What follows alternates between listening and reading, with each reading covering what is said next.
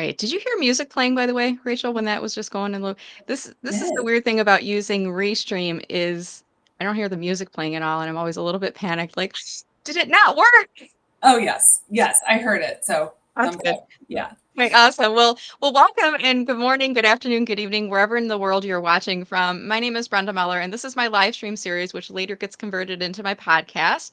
And I'm delighted to have with me today Rachel Lugie. Hey, Rachel, how are you doing today? I'm doing great. Thank you so much, Brenda, for having me on the show today. Yeah, we're going to have a lot of fun. And before we get into our conversation, I want to just take a minute to welcome anyone who is watching. We're live streaming on 3 networks right now on LinkedIn, on YouTube, and on Instagram. And I would love it if you're watching anywhere on any of those 3 networks, if you could just go in comments and say hi or hello. If you're watching this in playback later, you can just let us know that your team replay in there as well. This to me is really important because I like to know if people are watching so I can say hi to you if you're out there. And it also helps us to know that the live streams are actually picking up on the network, so we don't have that little panic that I was having earlier in the episode here. As we're waiting for comments to come in, Rachel, I just want to give you a minute to introduce yourself. And I'll let people know too, like you and I actually met last year by way of network referral. And it was several people you said that had mentioned my name, and I'm like, I know of one of them, but the others, I'm like, this is the power of LinkedIn, really. So I'm delighted to have been connected to you, and I want to give you a minute to tell us about yourself. So if you could tell us your name, the name of your business, what do you do, and who do you help? Yeah. Okay. Thank you. Again, thank you, Brenda, for having this platform. I know the conversations you're going to be having are going to touch so many people and add a lot of value. So just appreciate the invitation today. So, hi, everybody. I'm Rachel Lugie. I am a certified executive coach. Um, I live in the St. Louis area. So, my husband and I, born and raised St. Louis, we call the metro. Actually, the Metro East, we're on the Illinois side of St. Louis, our home with our 7-year-old daughter. Um, so, as I mentioned, I'm an executive coach. I work primarily with leaders. I work with teams. I work with organizations. And the work that we do takes on various capacities. It could be one-on-one coaching. It can be group team coaching. We might be working on an organizational initiative around change or strategic, kind of moving strategic initiatives forward or planning.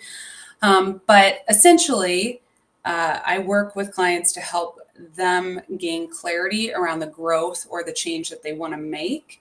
And then together, using very much a coaching approach, we establish actionable steps and build systems and movements that will help them achieve those goals in a lasting and sustainable way. So the work that I do really plays out in 3 primary areas. I have my private practice, Crux Coaching, work with clients locally, like in the St. Louis region, but also out of state, have clients kind of across the country. I work with a St. Louis based executive coaching firm as an executive coach, work with leaders in that capacity.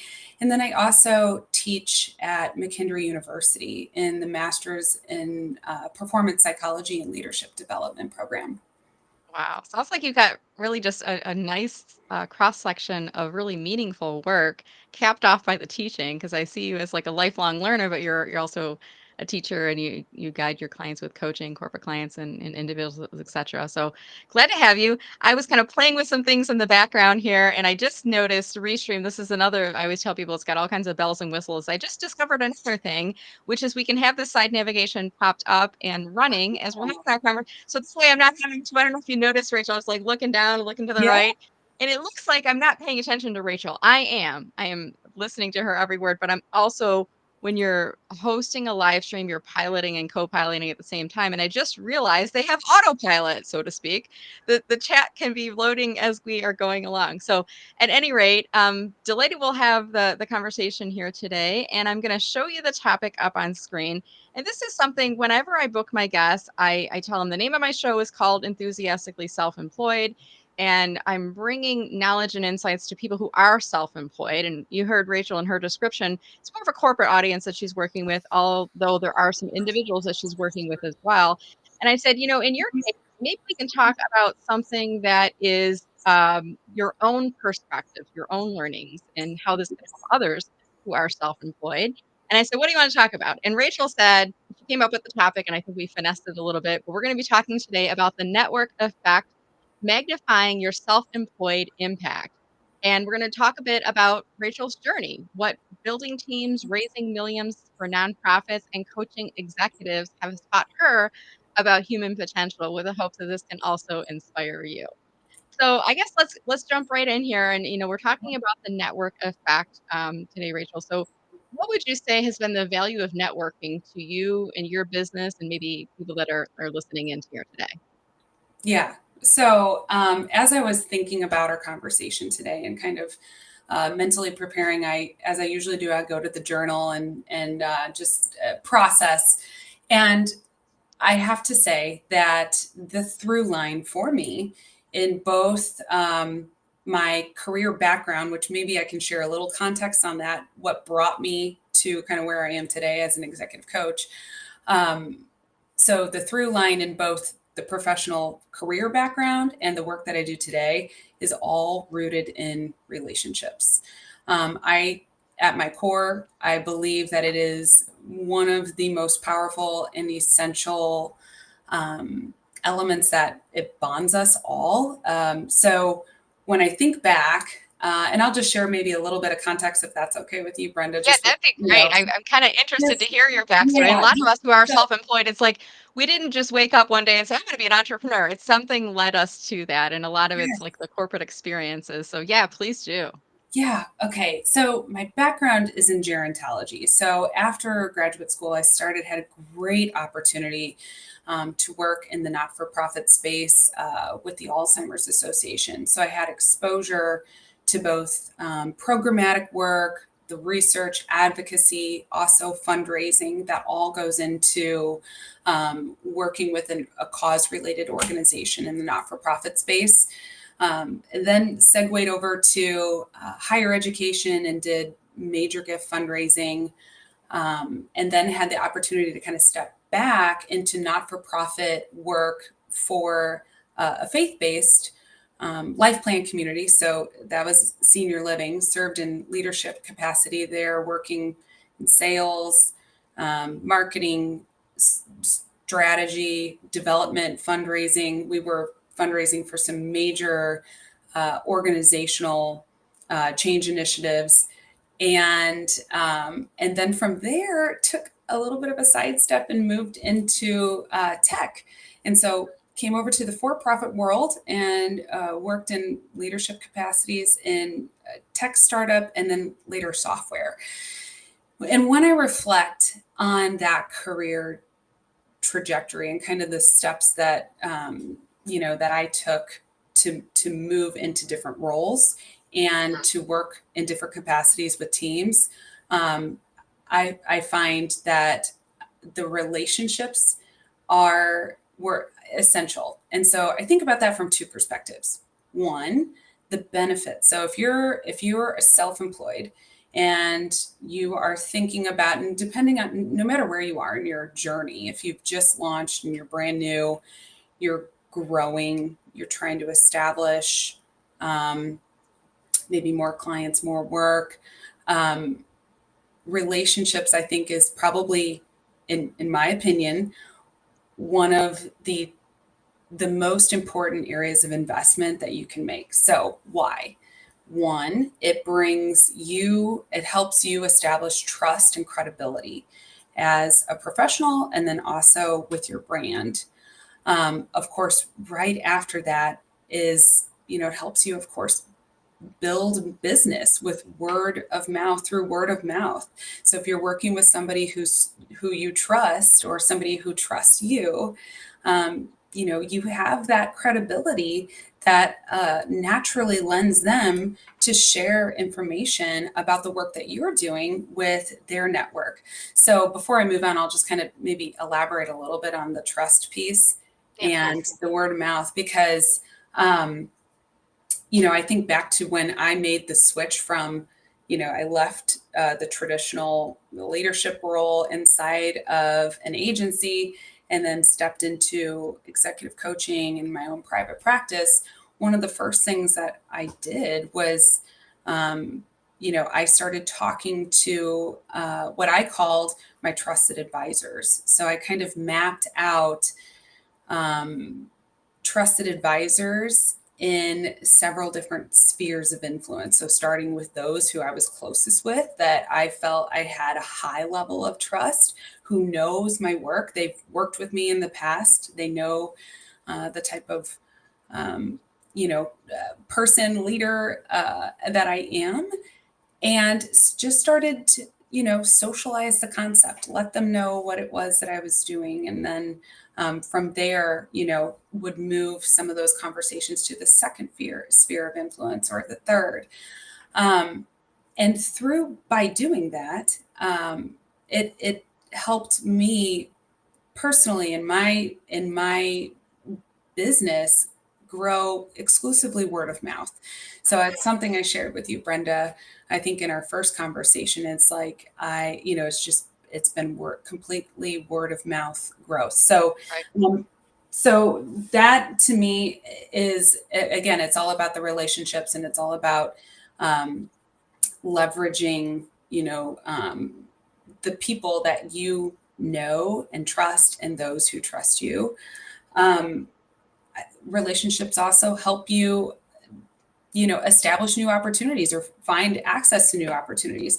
For many people, at least in my experience, whether it's collaborations, partnerships, contracts, projects, many of those happen first in conversations. You learn about those first in conversations with people, and before they ever hit any kind of a job board or any kind of public announcement. So it gives you an opportunity to access and explore opportunities.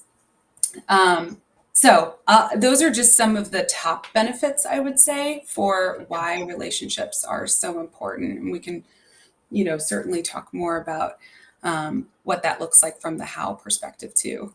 Yeah, and as you were talking earlier, you were talking about your journey, your corporate journey, and gerontology, and then moving into the tech sector. And I'm curious too, when you made those moves, were those you decided this is a path you wanted to go for and then pursued it, or was it like opportunities came in front of you and then you had to make the decisions, or was it based on some of those relationships? So tell us a little bit about that. Yeah. Oh, great question.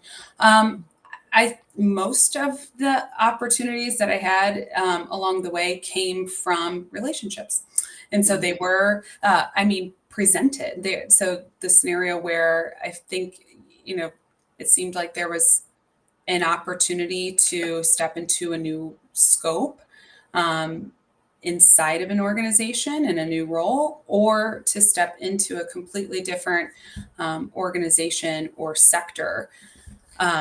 So, that was an insight for me, I think, that I could take into the work that I do now. It's like there's always opportunity to um, leverage in such a great way, in a positive way, the people and the resources that you have access to today.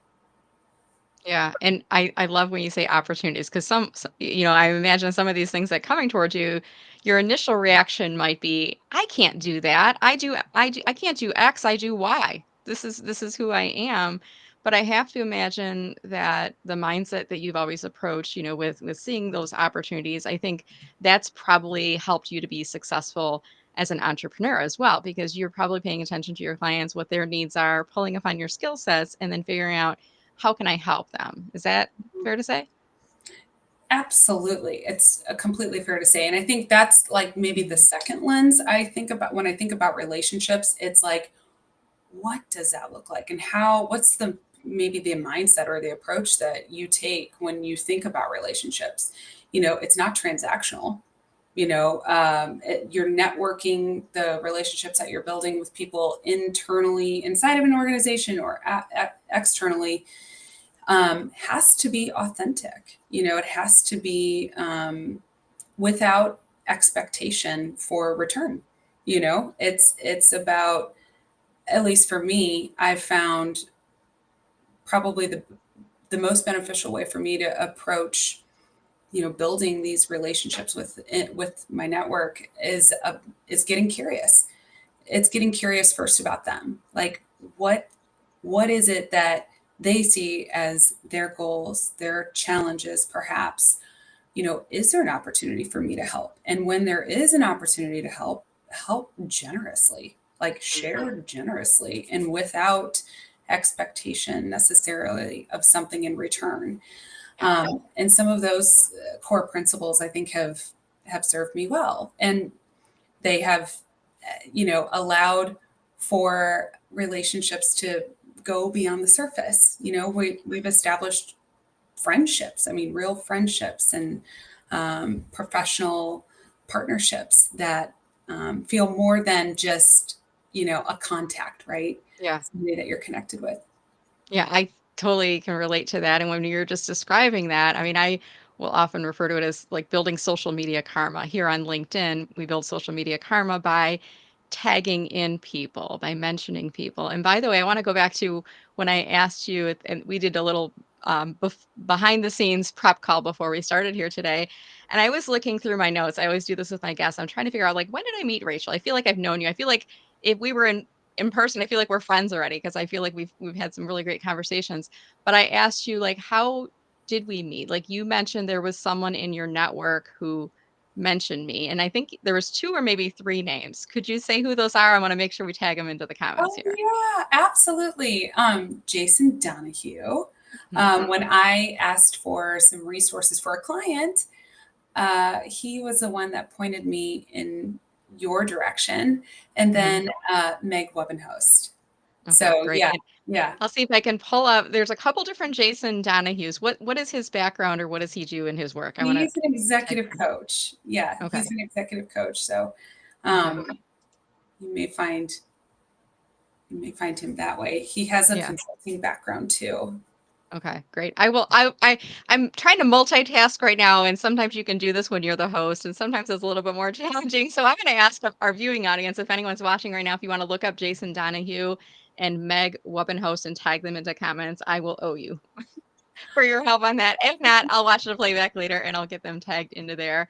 And another thread I'd like to pull on, if that would be okay, Rachel, is in the description of today's event. When we were kind of pulling together the topic, you were talking about, your own journey in building teams, raising millions for nonprofits. And you talked about giving back, but also in a nonprofit role, you're helping the organization to raise money. So as if we're self-employed, we're not raising money for nonprofits, but we do need to be viable as an organization to keep on going. So what insights can you share? Maybe there's some folks that are watching here today. As someone who worked in nonprofit raising money, how can those insights be incorporated as somebody who is self-employed and trying to Yeah. generate revenue for their business? Oh gosh, yeah. Great question. So when I think back to my uh, fundraising background, I think about, especially in when you're working with when you're doing individual fundraising or major gift fundraising, it's not a transactional, quick process. So maybe I'll share just a little one story that was really impactful, and I think it relates to the question about, what can we learn from this?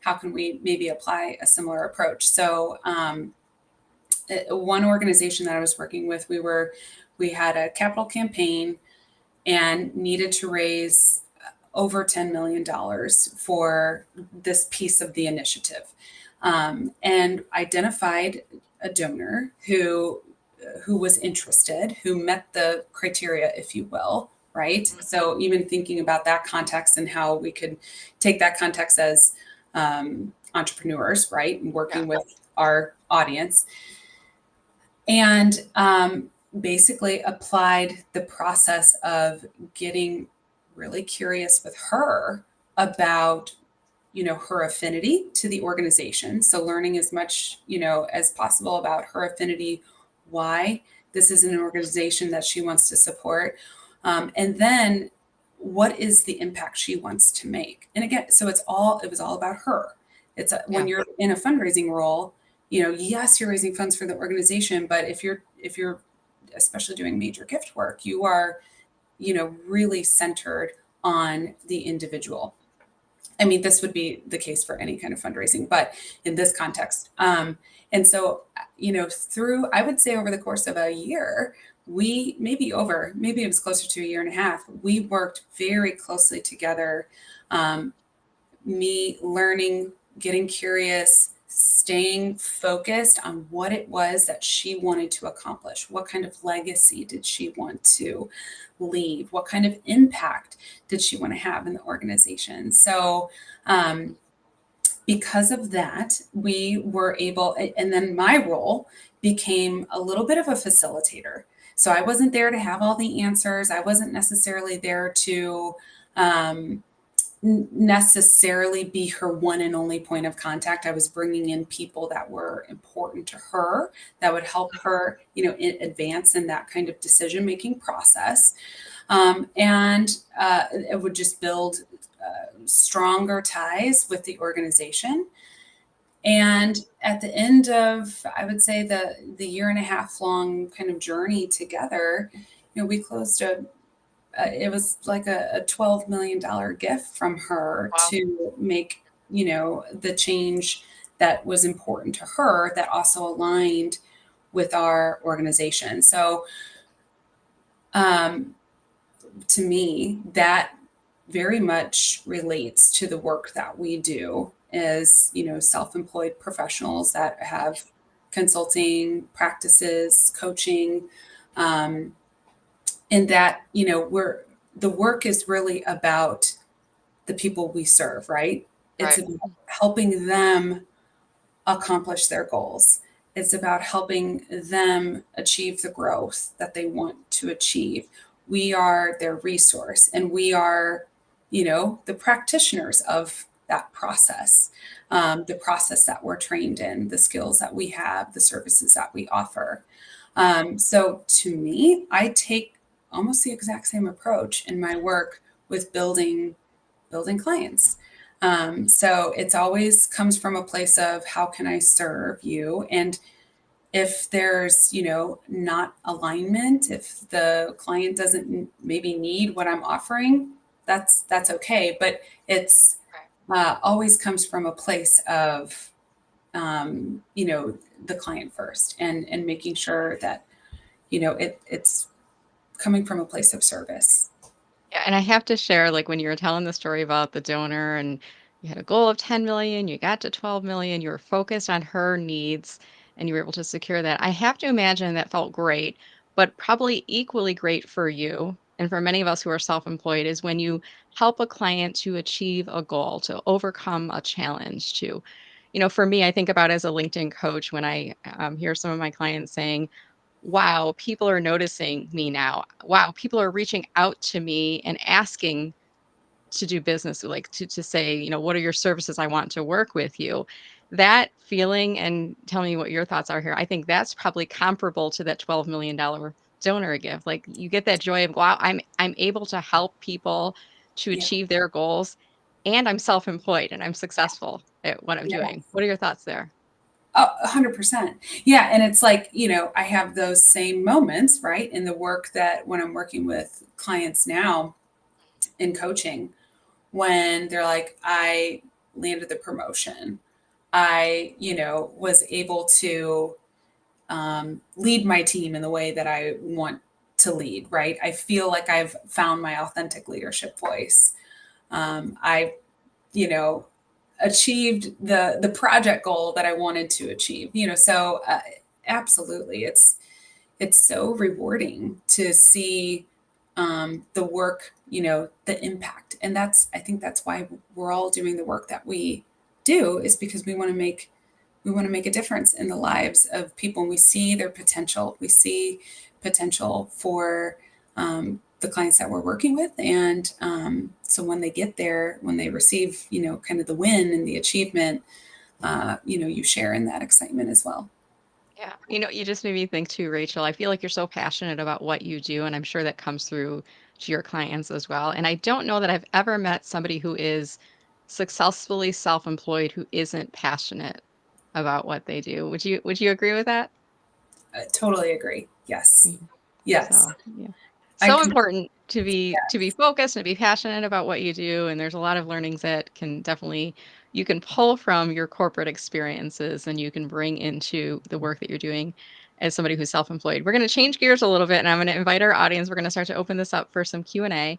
If you do have any questions, observations on what we've talked about so far, or questions specifically for Rachel, don't be shy. This is your time to ask them now. And again, we're talking today about the network effect, magnifying your self employed impact. And Rachel's told us a bit about her business journey coming up through corporate, building teams, raising millions for nonprofits, and now she's coaching executives. So she's been on a really great journey and love to hear that story here today. So I want to see if we have anything coming up inside the chat here. I'm going to pull our chat comments up on screen. It says new comments will display here, but a couple of the recent comments are also filling in here as well. So, one person mentioned in the world of BNI, and I believe, if I'm not mistaken, BNI is at Business Networking International. I think it's like a networking group. Yeah. Have you heard of that group, Rachel? Yes. Yes. I think you're right. And I can't remember the I, but yes, that Yeah. I think you're right. So, That's the yeah. group. So the Giver's Gain, and there's a book. I'm blanking the name of it, but it has like givers as a part of it. But this whole concept of paying it forward, shining the spotlight on others, in helping others to grow your business, we all do better. It's like the rising tide lifts all ships models in there. And I see Meryl Cass. Thank you, Meryl, has tagged in Jason Donahue. Yay. Appreciate your support there, Meryl. Meryl's a great person, helping to spread the word about all these live stream events and things that he sees out in the network. Joey Himmelfarb added a comment in here. He said, be interested first, Yes. then be interesting." Rachel, any thoughts on that quote? Oh, yes. Oh, Dale. Love it. Yes. Oh my gosh. Completely agree.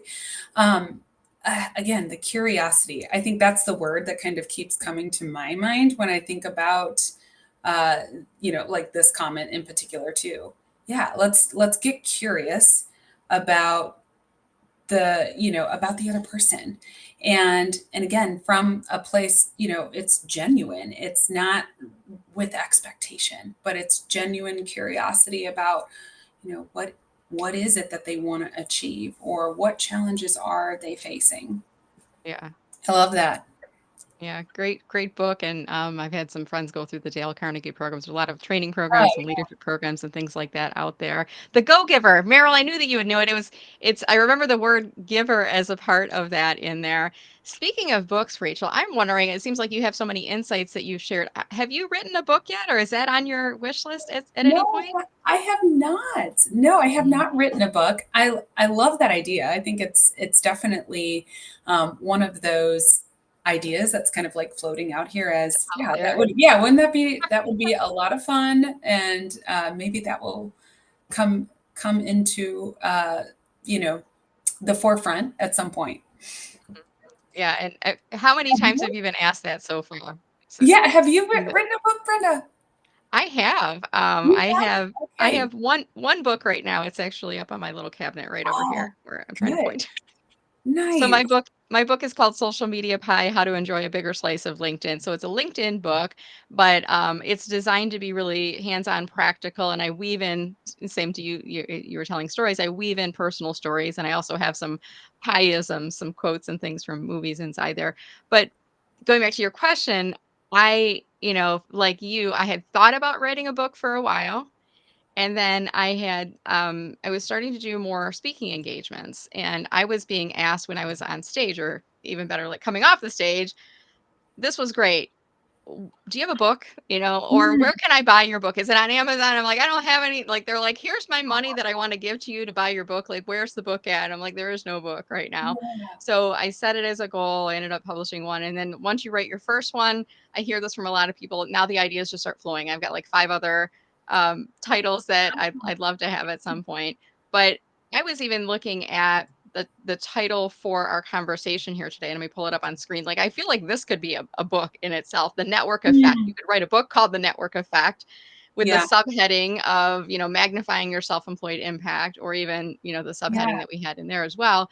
But it just seems like you have a lot of knowledge to share. So maybe I'll be one of those people that inspire you to think about that in the future. Yeah. No, that's great. Well, like I said, when we started the conversation, even thinking about just the topic today, I was like, gosh, I have a lot of things that come up, right? That like ideas, and this idea sparks another idea. I mean, there's just so many insights that can be shared or talked about. And I love seeing some of these comments too about, yeah, like different, how it relates maybe in different contexts or different books.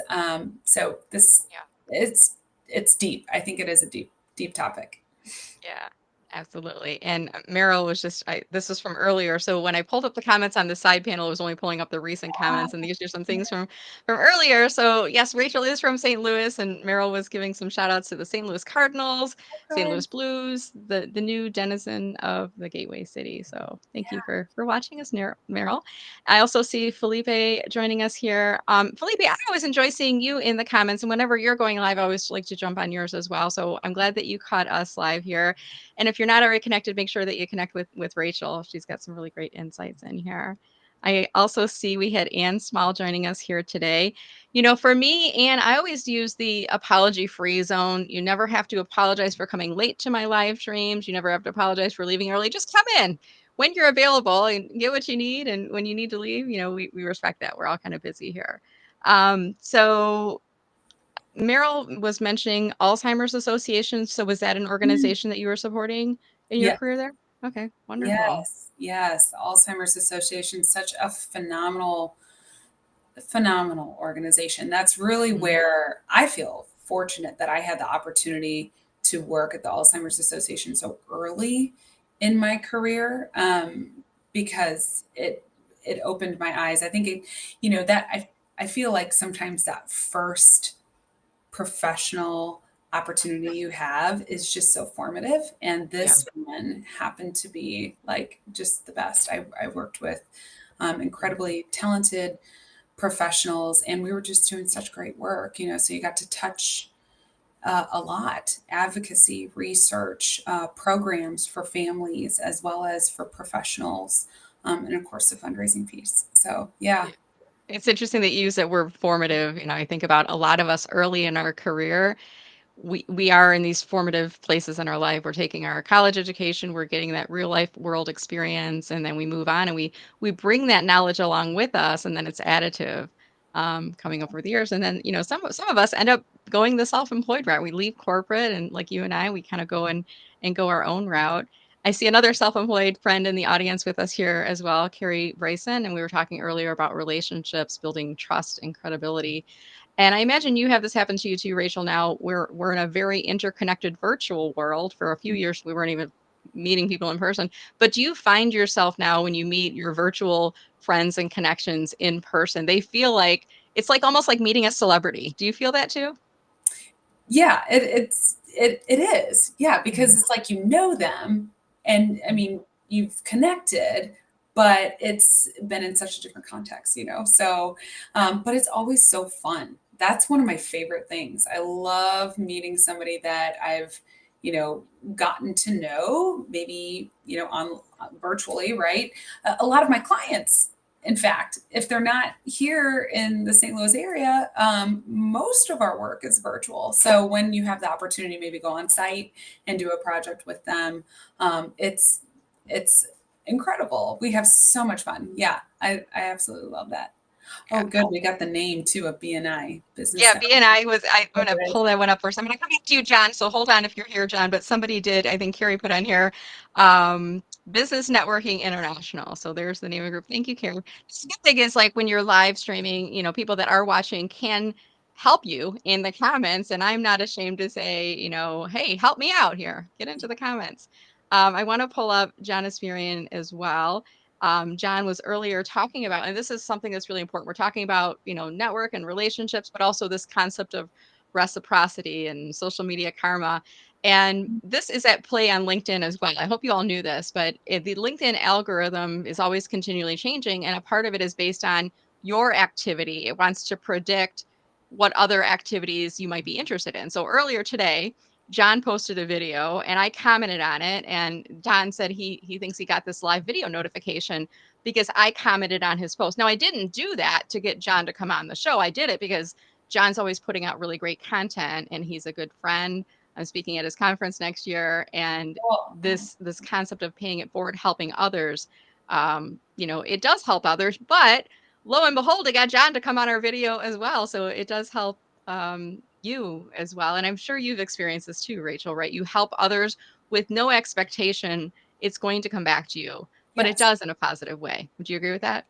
Oh yes, 100%. It always does. Even if it's not directly from, the one conversation that you had that you felt like, it might come from, it might be indirect, or it might be years later. I love that. And I think, Brenda, you talk about this too, planting Yeah. seeds. Somebody in this comment was made, planting seeds. And I think that's a great metaphor, for us to just keep in mind that it's all about planting seeds. Just keep planting the seeds, and putting, your good work and your value out there in a really generous way, and good things come. Yeah, I was trying to find the comment about planting seeds. That's why I was looking down. I'm having a hard time finding, but I'll thank the person in the chat later on. As we start to wrap up our conversation for today, Rachel, I want to give you a moment. If people are interested in learning more about your services as a coach, I believe your website is cruxcoaching.com, crux-coaching.com. Is that right? And do you want to tell us like what they could learn more about if they visit your website? Oh, sure. Yeah, that's the website. So there's a few service offerings that you might see on the website, that give a little bit more detail around what coaching is, why you might be interested in coaching. Oh, thank you. Yeah, that's it. As well as what work we might do if it were for an organization or for a team. So strategic planning, um, and leadership development. That's also a big part of the work that I do. So yeah, and always you can connect with me through the website or also on LinkedIn. And speaking of LinkedIn, it was like, cue the LinkedIn. So now I got to pull this up on screen as Oh, well. And I want to invite people, if they're watching the live stream here today, whether in live or in playback, maybe you're watching this on YouTube, on Instagram Live, or some other place, or maybe listening it to on the podcast later, I'll make sure to drop into the comment section or in show notes the link to visit Rachel's profile. Let me see if I can pull it up a little bit larger up on screen here. And do you have any special instructions for individuals to connect with you?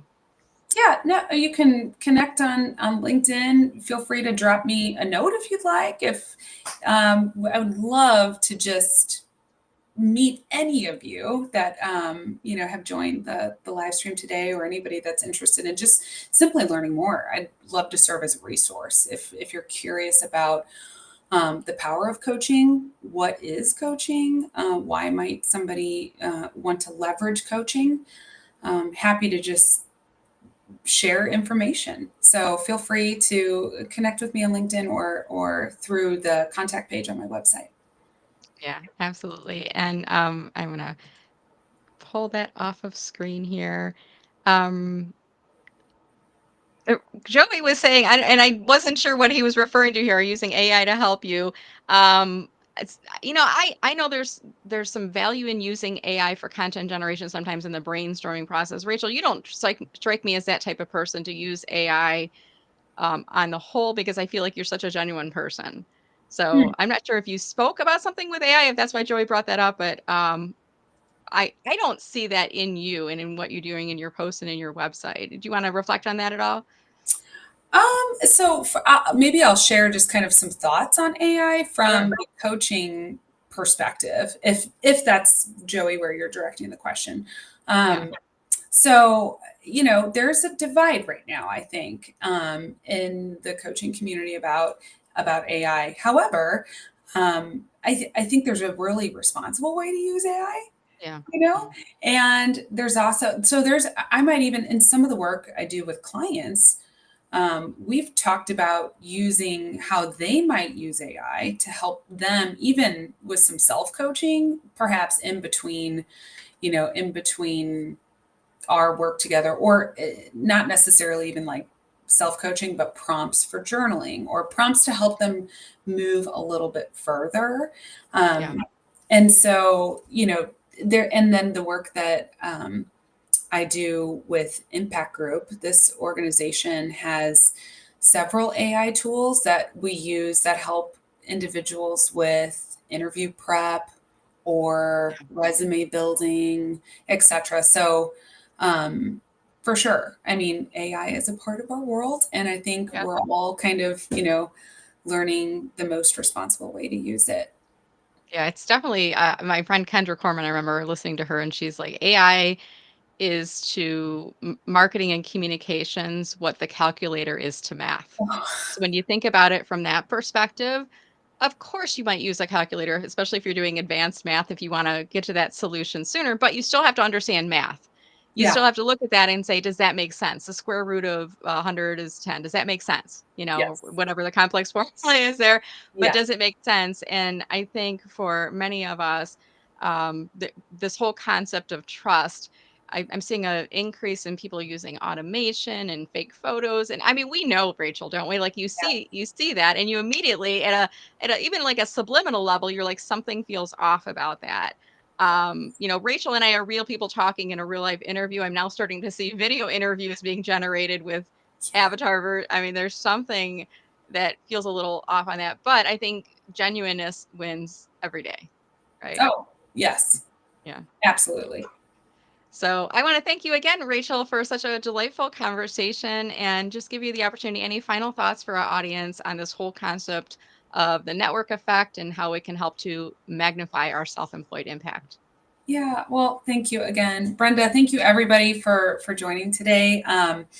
Again, I think it just comes down, it distills down to what does authentic relationship building look like for you? How can you get curious and really learn about the person that you're working with and what it is that they want to achieve, so that when you can add value and support them, you can do so generously. And then, it's like we mentioned before, then, you know, all the when the tide rises, we all benefit. So Yeah.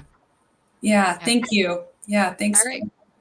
Yeah, this was great and such a great conversation. I appreciate the opportunity to hear a little bit more about your background, Rachel. And I want to speak to our audience now, whether you're watching this live or in playback. As soon as the video's done playing, you'll see a share icon at the bottom. It'll be like a little rounded arrow at the bottom here. If you could share the video along, if you're watching on LinkedIn, let people know why they should watch the video. Maybe you have someone who is a self employed friend in your network. This might actually help them, or someone struggling with different aspects of their business that Rachel talked here today. So again, thank you, Rachel, for being on. I know we'll continue to refer business back and forth to each other, and we'll keep that conversation going. Sound good? Sounds great. Thank you. All Bye. right. Thanks for watching, everyone. Have a great day. Take care.